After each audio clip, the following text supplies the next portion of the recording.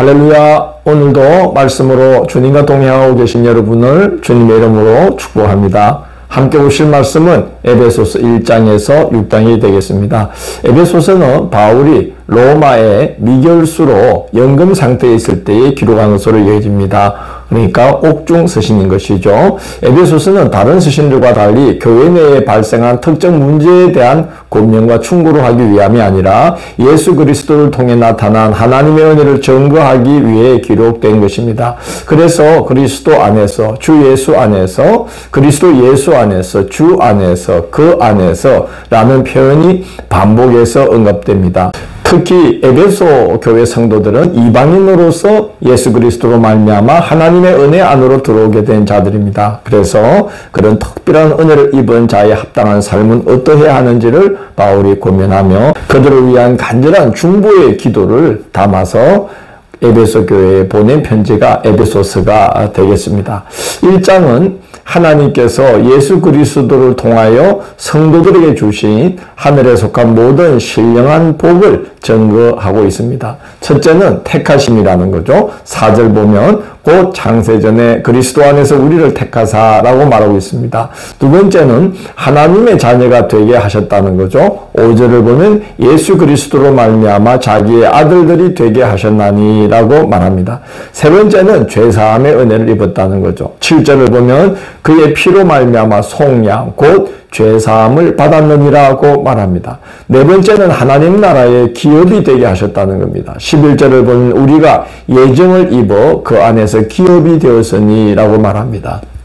다섯 번째는 성령으로 인치심을 받았다는 겁니다. 13절을 보면 그 안에서 또한 믿어 약속의 성령으로 인치심을 받았으니라고 말합니다.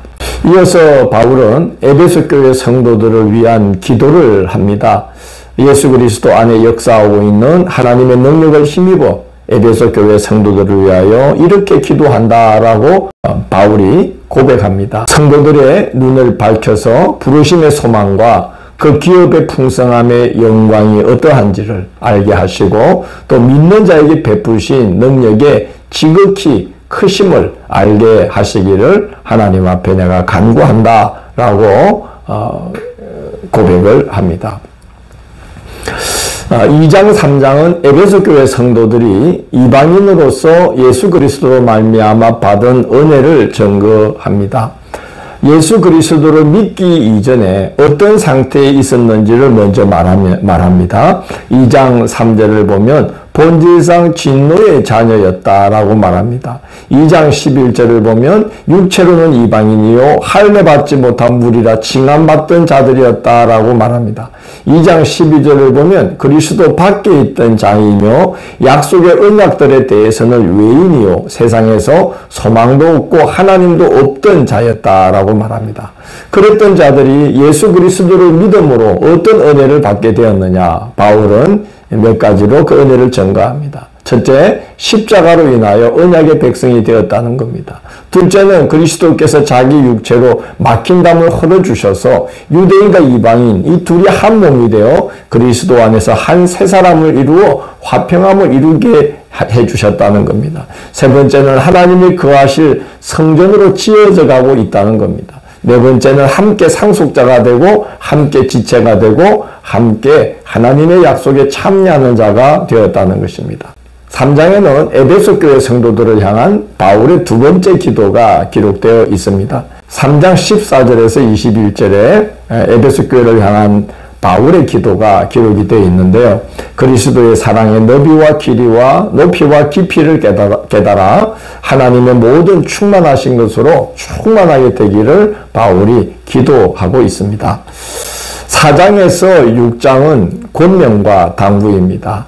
첫 번째는 성령이 하나 되게 하신 것을 힘써 지키라고 말합니다. 두 번째는 은사와 직분을 주신 이유는 성도를 온전케 하고 봉사의 일을 하게 하며 교회를 그리스도의 몸으로 세우게 하심이라는 거죠. 그러므로 사랑 안에서 참된 것을 해서 머리 대신 그리스도에게까지 자라가라고 당부합니다. 세 번째는 이방인으로서 그리스도로 말미암아 한량없는 은혜를 받았으니 성도에게 합당한 생활을 해야 된다는 거죠. 그래서 부부의 관계, 부모와 자녀의 관계, 관계, 종과 상전의 관계를 쭉 이야기하면서 그리스도께서 우리를 사랑하시듯이 그렇게 서로 사랑해야 되고 또 우리가 주님을 대하듯이 서로를 그렇게 대해야 된다. 즉 모든 관계에 있어서 그리스도인은 그리스도를 중심에 두고 관계를 맺어가야 한다라고 권면을 합니다.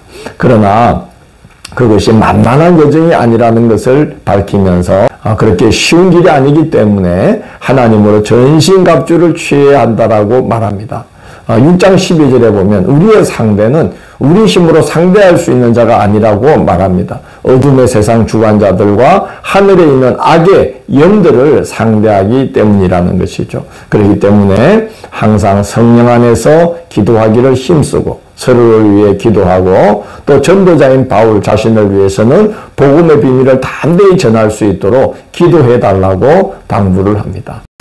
옥복에 갇힌 중에도 교회를 염려해서 교회를 위해 기도하고 또 그리스도 예수로 말미암아 하나님께 받은 그 은혜 안에 계속 머물기를 간곡히 권면하는 바울의 이 마음을 우리도 얻어서 우리도 교회를 위해서 기도하고 항상 교회가 예수 그리스도로 말미암아 하나님께 받은 그 은혜 안에 머물도록 우리가 그렇게 교회를 잘 세워가는데 우리 자신을 내어드리는 그런 그리스도인들이 되어야 하겠습니다.